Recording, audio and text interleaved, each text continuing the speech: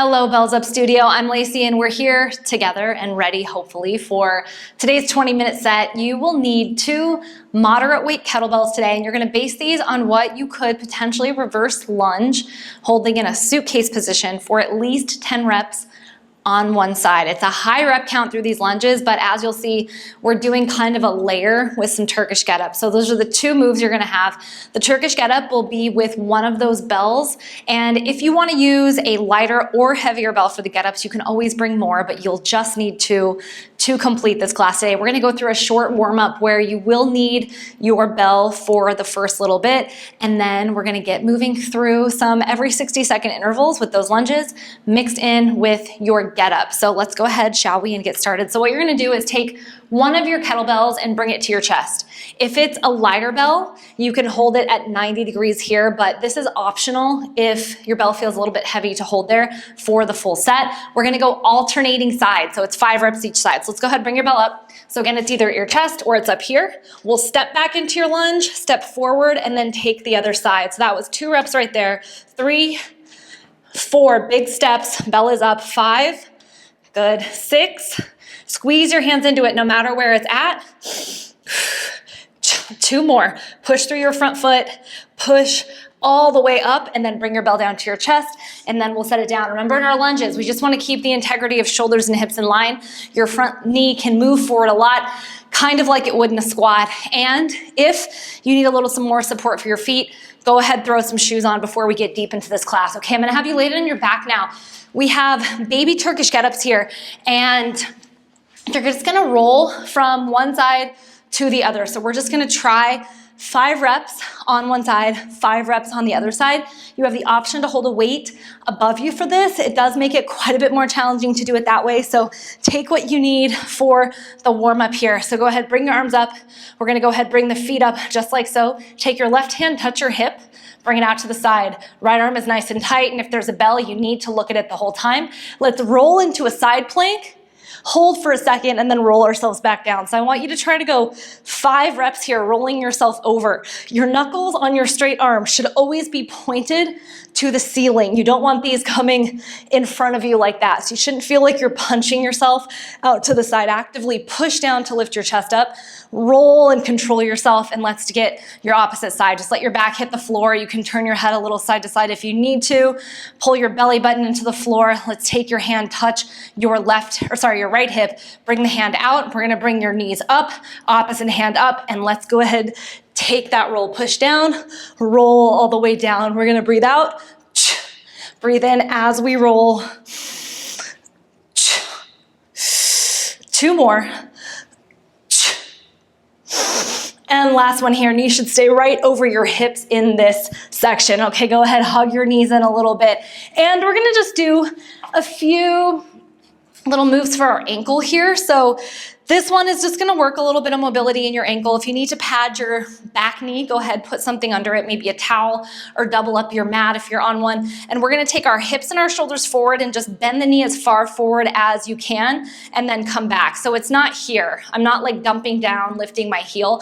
I'm thinking of this moving together as I bend that knee as far over the toes as I can go. If you can get it 1 inch or 2 forward of your toes, you have pretty good ankle mobility. If you get stuck right here, your ankle mobility might need a little bit of work. Let's go ahead, switch to your opposite side. So we'll switch our knee, go ahead, bring that foot forward. This will definitely help you to work on if your mobility is something that isn't great right here, to make your squats and your lunges, your single leg patterns feel a lot better. My right ankle, I think I kind of like stepped on something funny. Do you ever do that? Like just going up or down stairs, and it might have rolled a little bit or something. So this actually feels really nice. It feels a little tighter on this side today, which could be the case for you too. Okay, so let's go ahead and get started into our sets. I'm not gonna lie, you're doing a lot of lunges. You have 4 rounds of every 60 seconds. So that means each side is potentially going to get 40 lunges overall, because it's 10 each side. If 10 feels like too much for you, I want you to cut some reps. So it could be anywhere from 6 to 10 based on how much recovery time you need. Right when we finish those lunges, I'm gonna tell you how much time is left. I'm gonna give you warning at 30 seconds. You're gonna come to the floor and get into position for your Turkish Get Up.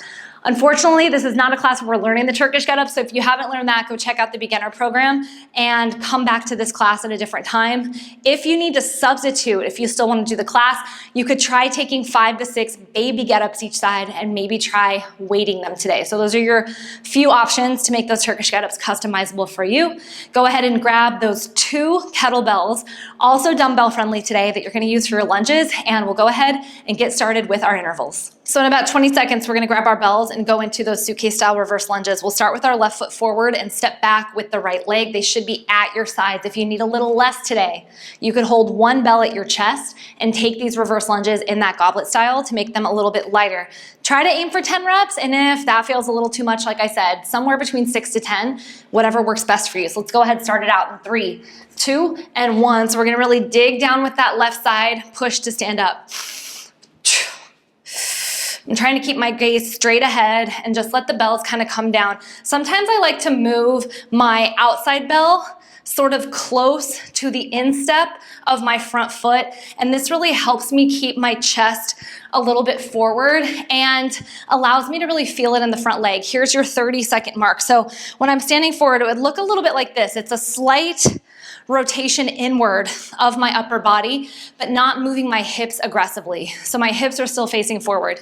Once you finish with your set, remember you're just gonna take the remaining time in the interval to rest. Your Turkish Get Up is coming up in about 10 seconds. So go ahead and start on your left side and come down to the floor. Remember, if you don't know how to do a get up or you just don't want to do them, you can try 5 or more baby get ups in this set. Okay, here we go. Clock is on 3, 2, and 1. You have more than enough time to finish a full get up. So take your time in this one, especially because it's probably gonna be lighter unless you choose to bring 2 bells today and do this a little heavier. So we're really kind of working this a bit more for mobility. We're continuing that lunge pattern. So a lot of lunging going on in the class today, a lot of single side movements. And I like a light get up just to move in different planes of motion. We have some more, if you're doing this class in sequence with our program's lateral movements coming up in some of the later classes. The first half of the program kind of sets a foundation, and we're gonna be adding some more of this lateral stuff. So the first time that you've seen get-ups is in this class right now, if you are following this one in the program. Okay, let's go ahead and get ready for your opposite side. I'm always excited for the right to come because it feels a little easier. It's my stronger leg. Here we go. Clock is on 3, 2, and 1. So we're gonna pick up your bells, stare straight ahead, and here again is that little rotation. I'll turn so you can see me.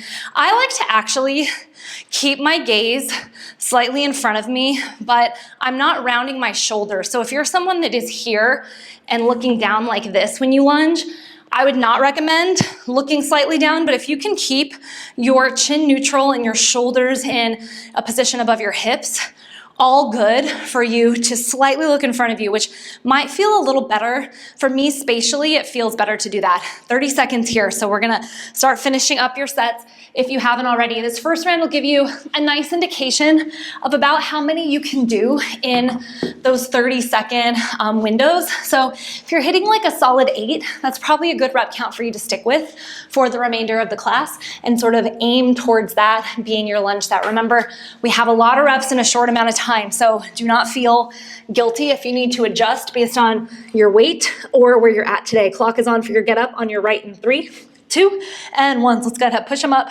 and we'll switch our side. Rolling, pushing. Remember that we want to have a lot of tension in our lower body. We want to look at the bell the whole time, stack our shoulders, move under the weight. You can flip your body forward or turn your leg like I did there to come up to your standing position and then come back down. Some people prefer this.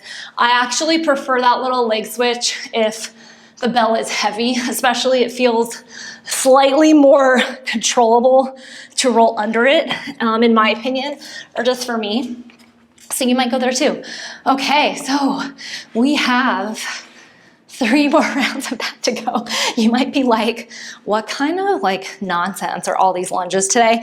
It's good for us. This is your booty building stuff. We've been doing a lot of squatting, and of course this hits your quads a bit, but we're getting a lot of our glutes, and this single side work is really good for us to do. Okay, let's go ahead, pick them up in 3, 2, and 1. So again, find that rep count that feels good for you. Try to keep your knee gently moving towards the floor. And if you remember in a previous class in this program, I said you can lunge with your hands on a table, just like so, or you could lunge with your hands holding onto a TRX, to rings or something like that. If the pattern is hard for you, you've got 3, 2, and 1.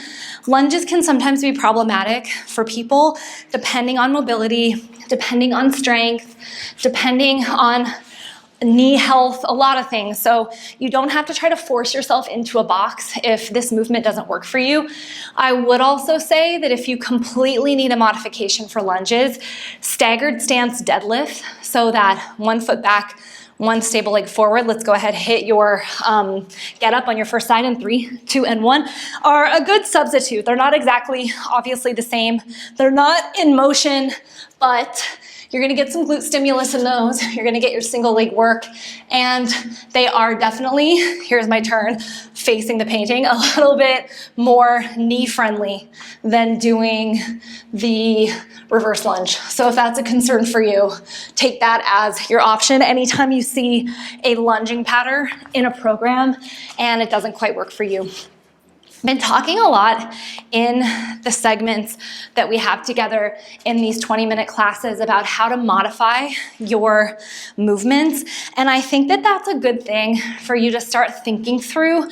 I know a big part of coaching and what I want to impart to you in these videos, aside from just a workout, is a learning environment. Let's go ahead and hit your opposite side lunges in 3, 2, and 1. I want you to feel super comfortable with making decisions for yourself based on your fitness and not being so intimidated by weight training that you feel like a trainer has to always be there to tell you what to do or to be able to hold your hand through something, that you should be able to make an educated decision about different movements as you get better at this stuff. We've got 3, 2, and 1. This is your 30-second window. Finish them up if you're not quite there, and we'll get ready for your second set of get-ups. We're already halfway through this heavy lunge set.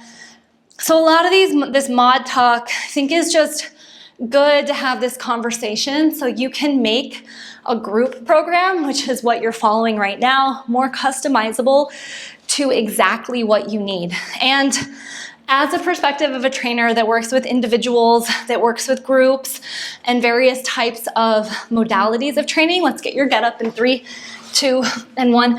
I do have to say, sometimes when you're going through a class like this and you notice little things coming up that you might need specific help with, it's good to have somebody in your network, or maybe seek out a trainer where you live that can help you out with a base. Because if you're an absolute beginner, I just noticed my hair was like really crazy looking when I saw myself in the window right there. Might fix it after this. When you're an absolute beginner, or if you're more intermediate level, newer to your weight training journey, sometimes you might need a little bit of extra help before you could jump into a group program like this and feel solid. Of course, it's my goal that you can do all of this, but if you ever need to get evaluated for something like knees or ankles, don't be afraid to do that. It's a really good use of your time and can pay dividends in the future, because you'll be moving in patterns that work well for you. Let's hit our lunges again. 3, 2, and 1. Try to keep that whole foot evenly pushing down, so we don't want to be rolling to the outside here. Try to find a little rhythm, maybe moving at the same speed, trying to make it feel a bit like a dance move. You have each lunge, you're trying to keep the reps kind of similar looking. They definitely don't have to look completely the same, especially as you fatigue towards the end, but try to make that happen. We have get up number 3 coming up on our left side. I'm gonna take a few baby weighted get-ups for this segment, so you can have an example of that since I didn't do them weighted in our warm-up today. But pretty much the same that you would do with body weight. You wanna make sure you have a tight grip on your bell and that you're really controlling the down part. Let's go ahead, get your get up on your left, 3, 2, and 1. So for the baby, I bring it up, touch my hip, feet come up, and then I roll here. So the hard part here is controlling this down phase. There's a lot more weight that I have to support in the side plank and in my obliques as I roll down. I guarantee you, if you do a bunch of baby get-ups, you're coming close to your 30 seconds. So I probably had time to do 4 to 5 at that speed on that side. If you do baby get-ups weighted and you do them well, you're gonna have one of those moments where 2 days later, your abs are gonna be pretty sore. And every time you laugh or sneeze or have some kind of thing happen where you need to contract your abs, you're gonna remember that you did baby get-ups and you're gonna think, wow, those things were really strong despite seeming so innocent.